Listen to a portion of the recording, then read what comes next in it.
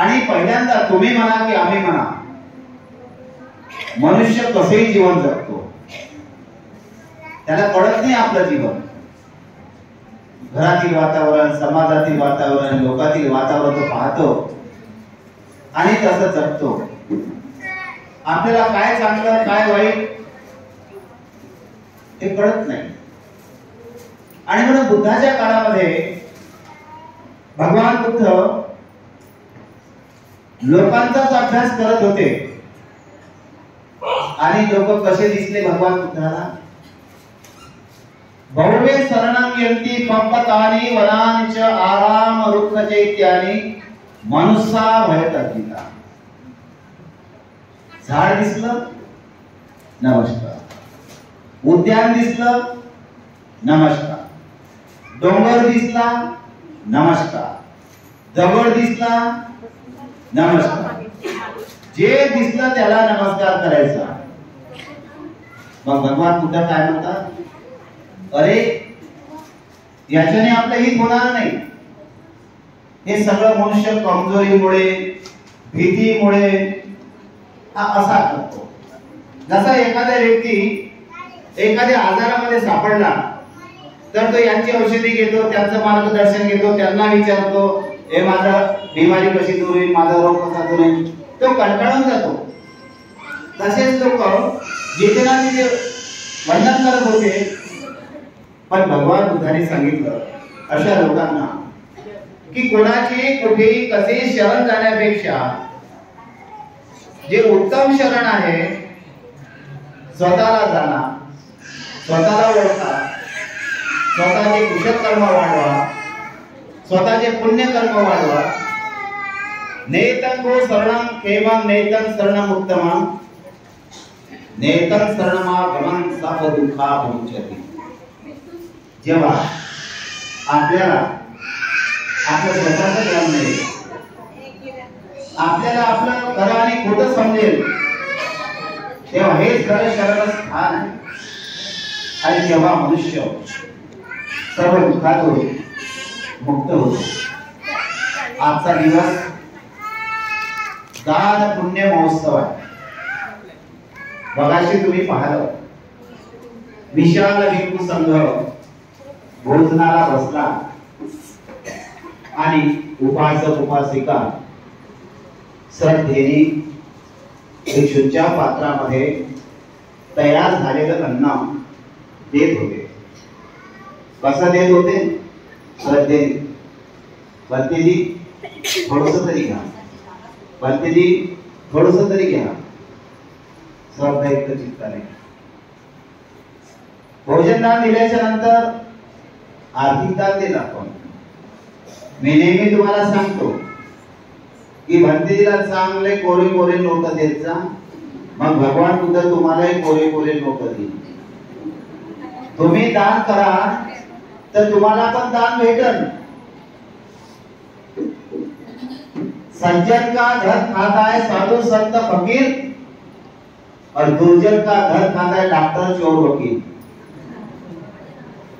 बिमाऱ्या येतील आपल्याला, झगडे होतील, भांडणं होतील, चोरी होईल, कधी कधी घरातून सोनं जाते, आपल्या घरातून पैसे जाते, ना कोणाला म्हणता येत, ना कोणाला बोलता येत, बहुत नुकसान होते. तुम्ही जर दान पुण्य केलं तर तुम्हाला चांगले योग येतील, चांगले समाचार येतील, चांगल्या बातम्या येतील आणि तुमचं मन प्रसन्न होईल. तुम्ही आजपर्यंत तुमच्या जीवनामध्ये असं ऐकलं का, पाहिलं का? दान केल्याच्या नंतर आपल्याला पश्चाताप झाला, पुनीत होते आपलं मन, प्रसन्न होते, आनंदी होते आपलं मन. आपल्या घरी जर एखाद्या दिवस भिक्षू आले, त्या दिवशी आपलं घर पवित्र होते. एखाद्या दिवस आपल्या मेहनतीचं अन्न भिक्षूच्या पात्रात पडलं तर ते अन्न पवित्र होते. आपल्या हातून जर समजा भिक्षूला आपण वस्त्रदान केलं, शिवदान केलं, तर भिक्षू त्यावर धर्माचं काम बाद में कर लेना ना. आपल्याला ग्रस्त जीवनामध्ये राहून हो उपासिका बाद में कर लेना ना. अभी प्रवचन भगवान बुद्ध जंगलात गेले, बोधी प्राप्त केली, यशोधरा घरात राहिली, घरात तपली. बाबासाहेब देश विदेशामध्ये गेले, ज्ञान प्राप्त केलं आणि रमाईने बाबासाहेबांना साथ दिली. बाबासाहेबांना किती कष्ट, बाबासाहेबांना पाण्याचे अधिकार नव्हते म्हणून महाडचा जेव्हा सत्याग्रह केला, बाबासाहेबांनी तिथे हात लावला, काही लोकांनी विरोध केला. बाबासाहेबांचा झालेला विरोध त्याच्यामुळे आपल्या घराघरामध्ये दारादारामध्ये गॅस होत्यापर्यंत पाणी आलं. बाबासाहेबांना मंदिरात देवळामध्ये जाण्याची मनाई होती, पण काळाराम मंदिराचा सत्याग्रह करून गावागावाचे मंदिर खुले झाले. पहिले आपल्याला देव येऊ देत नव्हते आपल्या जवळ, आता देवाला आपण आपल्या जवळ नाही देत. एवढा बदल झालाय आता. चालते का आपल्याला बुद्धाशिवाय दुसरं काही, बाबासाहेबाशिवाय, ज्योतिबा फुलेशिवाय, माता सावित्रीचं कार्य, माता रमाईचं कार्य, याशिवाय आपल्याला दुसरं काहीच चालत नाही का? तर पहिले आपण त्यांना चालवलं नव्हतं. बाबासाहेबांनी अभ्यास करून फार मोठा सुंदर धम्म आपल्याला दिला. बाबासाहेबांनी अभ्यास करून फार मोठा सुंदर जाती धर्म पंथ संप्रदाय याला बाजूला ठेवून मानवाचा विकास, मानवाची उन्नती, मानवाची प्रगती कशी होईल असं संविधान दिलं. बाबासाहेबांनी आपल्याला किती किती काय काय दिलं तुम्हीच विचार करा. आणि बुद्ध धम्माचा आपल्या जीवनामध्ये काय लाभ आहे तुम्हीच विचार करा, प्रश्न करा तुम्ही स्वतः, उत्तर तुम्हाला मिळेल. एकदम सरळ साधे सोपे लोक तथागताकडे गेले नाही, पण जेव्हा गेले तेव्हा ते बदलून गेले. घ्या तुम्ही उदाहरण, कोणाचंही घ्या उदाहरण, कोणाचंही उदाहरण घ्या, आपण ते बुद्धाच्या सानिध्यामध्ये बदलले. आपणही बदललो पाहिजे. अनेक वर्ष धम्म आचरण जरी आपण केला आणि आपल्यात जर बदल झाल्यासारखा वाटला नाही तर आपण कुठंतरी चुकत आहोत असं तुम्ही समजून घ्या. शील मान्यता परंपरा कर्मकांडासाठी आपण बोलत नाही, शील आचरणासाठी आहे. मग ते पंचशील असो, आजीवन अष्टशील असो, उपोषद अष्टशील असो, 4 आर्य सत्य असो, अष्टांगिक मार्ग असो, 10 पारामिता असो. बाबासाहेब 22 प्रतिज्ञा देत असताना बाबासाहेब कुठे कुठे म्हणतात मी असं करीन, आणि बाबासाहेब कुठे कुठे म्हणतात मी असं करणार नाही. पण तुम्ही काय करणार नाही, काय करीन याच्यावर सुद्धा विचार केला पाहिजे. आपलं जीवन आपण खूप जगलं, आता समोरचं जीवन धम्मानुसार असलं पाहिजे. संकल्प करा. सगळं परिवर्तन आहे, सगळं बदलणार आहे. ज्या वेळेला मी छानशीला इथे आलो त्या वेळेचा काळवेळ कसा होता, छानशी पासून तर 25 पर्यंतचा काळवेळ कसा आहे आणि पुढे हा काळवेळ कसा राहील काही गॅरंटी नाही. आजपर्यंत तुमचं शरीर सुंदर होतं, आजपर्यंत तुमचे डोळे सुंदर होते, आजपर्यंत तुमचे कान सुंदर होते, हात पाय सुंदर होते, पण उद्या कोणताही आजार, कोणती बिमारी, कोणती व्याधी आपल्याला उत्पन्न होऊ शकते. म्हणून तुम्ही धम्माचं कार्य वर्तमानात करायला शिका. भूतकाळ गेलेला आहे, भविष्यकाळ यायचा आहे आणि वर्तमान काळ चालू आहे. ते म्हणा आज कराल, उद्या करू, ह्या वेळ नाही, हा टाईम नाही, तुम्ही वंचित होऊन जा. तरुणपणामध्ये आपण धम्म केला प्राप्त, लोक म्हणतात हे वय नाही. प्रपंचात लागल्यावर करायला लागलो तर प्रपंच आड येतो. म्हातारपणात करायला लागलो तर शरीर आणि मन साथ देत नाही. मग केव्हा करायचं? चांगलं काम करण्यासाठी वेळ करायचा नाही. सिद्धार्थ गौतमाची वय 29 वर्षाची होती, गृहत्याग केला तेव्हा. बाबासाहेबांचं कार्य देशा विदेशामध्ये अभ्यासाच्या रूपाने तरुण अवस्थात झालं. बाबासाहेबांनी एकही काम असं कमी ठेवलं नाही की ज्यांनी अनेक लोक म्हणतात कामे पूर्ण करू, असं काही नाही. बाबासाहेबांनी संपूर्ण कार्य केलं. बस आता तुम्ही धम्म प्राप्त करा आणि धम्माचं जीवन जगा. दुसरे दुरुस्त झाले पाहिजे याच्या चक्कर मध्ये पडू नका. तुम्ही दुरुस्त होऊन जा, सारी दुनिया दुरुस्त झाली. तुम्हाला धम्म समजला नाही, काही उपयोग झाला नाही. आता पहा बरं, महापंत भंतेजीने साऱ्या जीवनभर धावपळ दगदग केली. शरीर थकलं. आता करावं असं वाटते तरी करता येत नाही. मग आता पुढं कसं? आता मगाशी आम्ही बसलो, चर्चा केली, सर्व केलं. पुढे कसं? आता आपल्याला जिम्मेदारीचं जीवन, इथे राहणाऱ्या भिक्षूंना, इथे येणाऱ्या उपासक उपासिकांना जिम्मेदारी वाढली. घरातील प्रमुख व्यवस्थित असतात तर आपल्या जिम्मेदाऱ्या कमी असतात. घरातील प्रमुख जर समजा कमजोर झाले तर आपल्या जिम्मेदाऱ्या वाढतात. भगवान बुद्धांना प्रश्न विचारला भिक्षूंनी, भगवान आपल्यानंतर उत्तरदायित्व कोणाला? बुद्ध म्हणाले, मी शिकवलेला धम्म, मी शिकवलेला विनय याला सांभाळा, याला सांभाळा. हे भौतिक, हे आपल्या कामाचं नाही, हे व्यवहारासाठी आहे. हे व्यवहारासाठी आहे. आमच्या विहाराच्या बाजूला एक शाळा आहे. ती शाळा, ते विहार, ते हॉस्टेल व्हावं म्हणून मी इथून वाडीतून एलिकोनला गेलो आणि ते मुख्य सर मृत्यू पावले आणि तू मी सुरू झालो. हा भौतिक भाग आहे, स्वार्थ. परंतु धम्मामध्ये तसं होत नाही. धम्माचं जो व्यक्ती जीवन जगतो त्याने शील सदाचाराकडे लक्ष देऊन आपलं जीवन, आपले कुशल कर्म, पुण्यकर्म, दान कर्म, शील कर्म वाढवले पाहिजे. बुद्धगयामध्ये थायलंडचे लोक येतात, श्रीलंकेचे लोक येतात. कोणीच कोणासोबत बोलत नाही, फक्त आपलं काम करतात, शांत बसतात.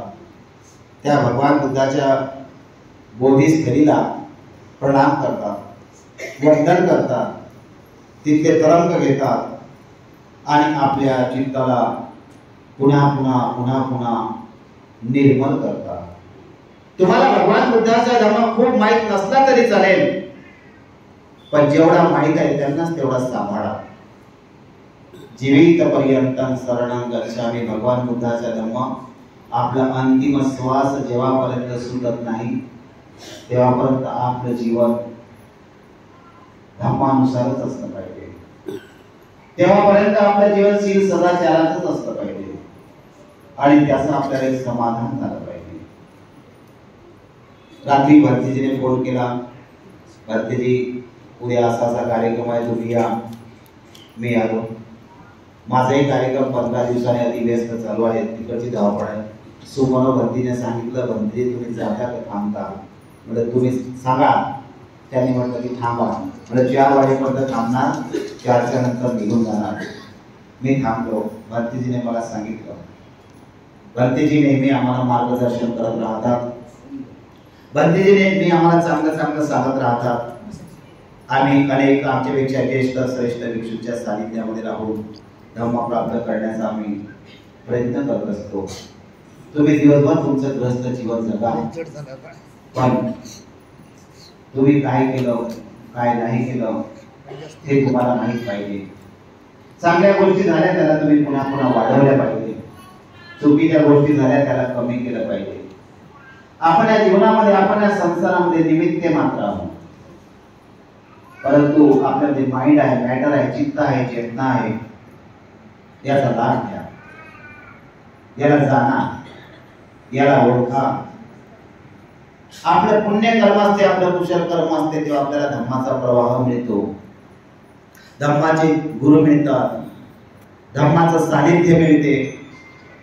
मग त्याला आपण ओळखलं पाहिजे, त्याला आपण जाणलं पाहिजे. तुम्ही राज सर्वांमध्ये, वावडा सर्वांमध्ये, पण थोडासा तरी असा काळ काढा की माझा एकट्याचा जन्म झाला, मला एकट्याला मृत्यू येणार आहे. मी माझ्या कुशल आणि अकुशल कर्माचा भागीदार आहे. माझे कुशल कर्माचे फळ पण मनाच येतील, माझ्या अकुशल कर्माचे फळ पण मनाच येतील, हे तुम्हाला जाण असली पाहिजे. घरामध्ये, परिवारामध्ये, शाळेचं, कॉलेजचं, कॉन्व्हेंटचं शिक्षण लेकरांना असणे गरजेचं आहे, पण धम्माचं शिक्षण असणे सुद्धा गरजेचं आहे. धार्मिकता असणे सुद्धा गरजेचं आहे. बाबासाहेब विद्वान होते म्हणून आपण त्यांची पूजा करत नाही. विद्वान तर होतेच, पण विद्वान पण होते, सिद्वान पण होते, परोपकारी पण होते आणि धार्मिक पण होते. बाबासाहेबाला धार्मिक करण्याच्या मागे त्यांच्या वडिलांचा मोठा सिंहाचा वाटा होता. बाबासाहेब जर धार्मिक नसते आणि नुसतं विद्वान असते तर तुमचं भलं झालं पाहिजे, तुमचं हित झालं पाहिजे असा विचार कदाचित बाबासाहेबांच्या मनात आला असता, नाही तर नाही पण आला असता. पण बाबासाहेब धार्मिक होते म्हणून बाबासाहेबांनी अनेक धर्मांचं अध्ययन करून बुद्धाच्या धर्माचं महत्व, गरिमा जाणली म्हणून बुद्धाच्या धर्मानेच आमचा उद्धार होऊ शकतो आणि सुख आणि समाधान मिळू शकते. बाबासाहेबांना ठामपणे समजलं. तुमचा सुद्धा विश्वास बुद्धावर पाहिजे, धम्मावर पाहिजे, संघावर पाहिजे, बाबासाहेबांच्या विचारावर पाहिजे, आपल्या धर्मगुरूवर पाहिजे, आपण केलेल्या धार्मिक कार्यावर पाहिजे. दान कोणी करतात, धम्म कोणी करतात, सत्संग कोणी करतात, पण बुद्धाचाच धम्म असा आहे की या धम्मामध्ये सर्वात आधी 3 रत्नाला शरण जावं लागते. बुद्धाच्याच विचार प्रवाहामध्ये 3 रत्नाची उत्पत्ती आहे आणि ते आपलं शरणस्थान आहे. बुद्धाला सगळं जेवढं पण काही ज्ञान असेल ते सर्व ज्ञान पूर्वेला बोधिवृक्षाच्या झाडाखाली प्राप्त झालं. सिद्धार्थ पण पूजनीय झाले बुद्धाच्या रूपानं आणि ते झाडे सुद्धा पूजनीय झालं बोधिवृक्षाच्या रूपानं. भगवान बुद्धाला मानवासाठी कार्य केलं, प्राण्यासाठी कार्य केलं, जीवजंतू, पशु पक्षी, चिडी मुंगीसाठी कार्य केलं, झाडांसाठी कार्य केलं, जनावरांना सुद्धा भगवान बुद्धाने अभय दान दिलं. आज आपण पोपटाला मारू शकत नाही, मोराला मारू शकत नाही, वाघा सिंहाला मारू शकत नाही, हरणाला मारू शकत नाही. हिताय सप्पपाडी नाही. भगवान बुद्धाची करुणा कशी होती? सर्व प्राणी मात्रांच्या हिता सुखा करिता. मग आपण ती करुणा घेतली पाहिजे, आपण ती मैत्री घेतली पाहिजे आणि स्वतः ते करुणा मैत्रीचं जीवन जगून दुसऱ्यांना ती करुणा मैत्री प्रदान केली पाहिजे. पण आपण त्याचे उलट वागतो. कधी कधी एकामेकाला पाहणं चाहत नाही, एकामेकाला बोलणं चाहत नाही, एकामेकाच्या चेहऱ्यावर चेहरा टाकणं चाहत नाही. हा बुद्धाचा सिद्धांत नाही, हा बाबासाहेबांचा सिद्धांत नाही. आपण बोलतो खूप, त्या बोलण्याला काही अर्थ नाही, अर्थ करण्याला आहे. रतनसूत्रामध्ये सांगितलं आहे संघाला दान दिल्यामुळे काय होते, संघाला दान का द्यावं. संघाला दान यासाठीच द्यावं लागते की भिक्षू संघ 4 मार्गाने 4 फलाची प्राप्ती करण्याचा प्रयत्न करतात आणि तुम्ही दिलेले दान हे संघामध्ये रत्न असते. भगवान बुद्ध पुढे म्हणतात वैशालीला की किंचितही पापमय कर्म करू नका आणि झाले असत तर त्याला खतम करा, पण नवीन पापमय कर्म उत्पन्न होऊ देऊ नका. भगवान बुद्धाचा संपूर्ण धर्म मनावर आधारित आहे. भगवान बुद्धाचा संपूर्ण धर्म चित्तावर आधारित आहे. ते चित्त पवित्र पाहिजे, ते चित्त निर्मल पाहिजे, ते चित्त शुद्ध पाहिजे आणि ते चित्त शुद्ध शीलान होते, सदाचारण होते. तुमच्या कुशल मनामध्ये चांगले विचार उत्पन्न होऊ शकतात, तुमच्या कुशल मनामध्ये पवित्र विचार उत्पन्न होऊ शकतात. मन प्रत्येकाकडे आहे, मन प्रत्येकाच्या जवळ आहे, पण त्या मनाला आपल्याला धम्माच्या आधाराने, शीलाच्या आधाराने पवित्र करावं लागेल, शीलवान बनवावं लागेल, सदाचारी बनवावं लागेल आणि तेव्हाच तुम्हाला काहीतरी चांगली गोष्ट करता येईल. धम्मामध्ये आपण आलो तर आपण विहारात आलो, धम्मसभेत आलो, भिक्षूच्या सानिध्यात आलो तर आपलं पद आणि पादत्राण बाहेर काढून ठेवावं लागते. चपला आणल्या का कोण अंदर? नाही. का नाही आणल्या? कोणी म्हणते का हात वर करून मी या पदावर आहे, मी याच्यावर आहे, मी त्या हुद्द्यावर आहे. काही काही लोक म्हणतात आमच्याकडे आले की भंतेजी मला ओळखलं का? नाही, मी अमुक ठिकाणी होतो आणि तमुक ठिकाणी मी रिटायर झालो, ही माझी ओळख आहे. ही ओळख नाही आहे आपली. आपली ओळख आहे शीलाने, आपली ओळख आहे सदाचाराने, आपली ओळख आहे वाणीने, आपली ओळख आहे दानाने. आपली ओळख पदाने नाही. पद कोणाचं जिंदगीचं नाही आहे. पद कोणाचं जिंदगीचं नाही आहे, पण जिंदगीचा धम्म आहे. या धम्माला आपण सांभाळलं पाहिजे. तुम्ही या धम्माच्या आधारावर सुखा समाधानाचे क्षण घेतले पाहिजे आणि धम्मानुसार जीवन जगलं तर तुम्हाला एक समाधान झालं पाहिजे. बुद्धाच्या धम्माला वाचा, बुद्धाच्या धम्माला ऐका, बुद्धाच्या धम्माला जगा. त्याचा एक वेगळा आनंद आहे. मी दान का देत आहो याचा विचार करा. मला शील पालन करण्याची काय गरज आहे याचा विचार करा आणि विचार करून चिंतन करून तुम्ही करा. त्याचं फार मोठे एक आपल्याला समाधान होते. आज तुम्हाला धम्म मिळाला, उद्या दुसऱ्यांना धम्म मिळाला पाहिजे असा प्रयत्न करा. चिरं रक्षन्तु शासनम, चिरं रक्षन्तु देशनम. आज धम्माची देशना तुम्ही ऐकत आहे. उद्या चालून दुसऱ्यांना धम्माची देशना ऐकण्याची संधी प्राप्त करून द्या. आज धम्माने तुमची रक्षा झाली. हेच आपण निरंतर काम जर करत राहिलो तर उद्या दुसऱ्यांची सुद्धा धम्माने रक्षा होईल. यासाठी तुमचा आमचा प्रयत्न असला पाहिजे. भिक्षू आणि उपासक याच्याशिवाय धम्म चालत नाही. भिक्षू भिक्षुनी उपासक उपासिका हे धम्मरथाचे चाक आहेत.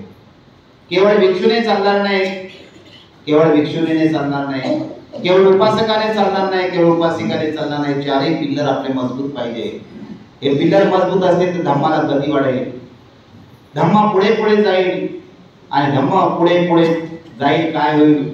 पण तुमची उन्नती, तुमचा विकास, तुमची प्रगती बाबासाहेबांच्या विचाराने, बुद्धाच्या विचाराने ही झाली पाहिजे. मग तुम्ही आपल्या स्वतःला सवय लावा.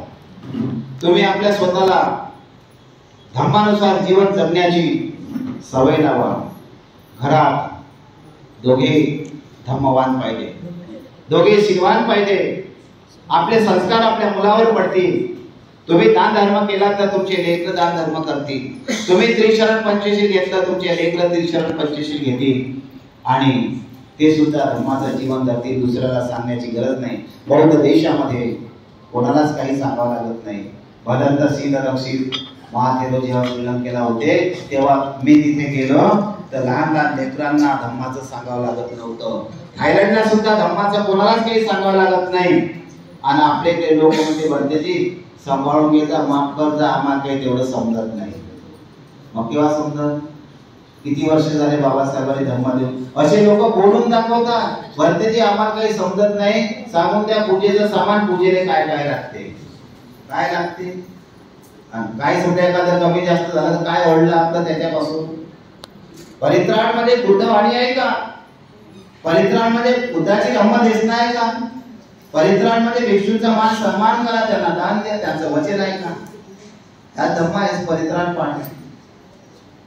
म्हणून तुम्हाला जे जीवन मिळालं आणि तुम्हाला ह्या जीवनामध्ये धम्म मिळाला हे अतिशय महत्त्वाचं. तुम्ही याला समजून घ्या.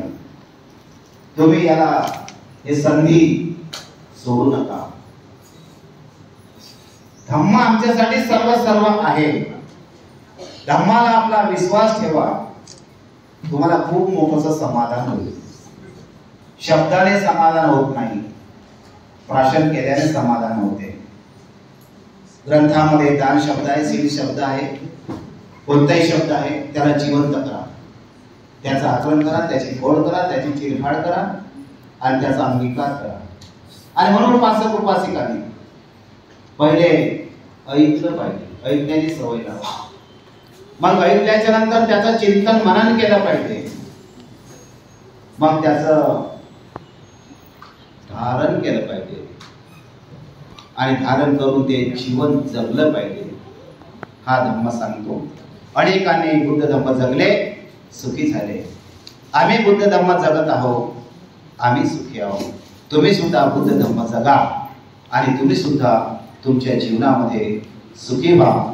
आजच्या पर्वावर एवढं मोठं तुम्ही दान पुण्य केलं, एवढा मोठा धम्म ऐकला आणि एवढ्या मोठ्या भिक्षू संघाचं तुम्ही दर्शन घेतलं, हे तुमच्यासाठी उत्तम मंगल आहे. अशीच संधी तुम्ही आपल्या जीवनामध्ये बार बार प्राप्त करा. केवळ भिक्षूंना पाहिल्यामुळे आपल्याला उत्तम मंगल होते, भिक्षूंचं थोडंसं ऐकल्यामुळे आपल्याला उत्तम मंगल होते, शील सदाचाराचे जीवन जगल्यामुळे, ब्रह्मचर्य व्रताचं पालन केल्यामुळे उत्तम मंगल होते. हे शब्द असे जर तुम्ही लक्षात ठेवले, निश्चितच तुमचं मंगल आहे. भंतेजीने कौतुकासारखं मला 2 शब्द बोलण्याची संधी दिली आणि 2 शब्द बोलण्यासाठी या ठिकाणी मला प्रोत्साहित केलं.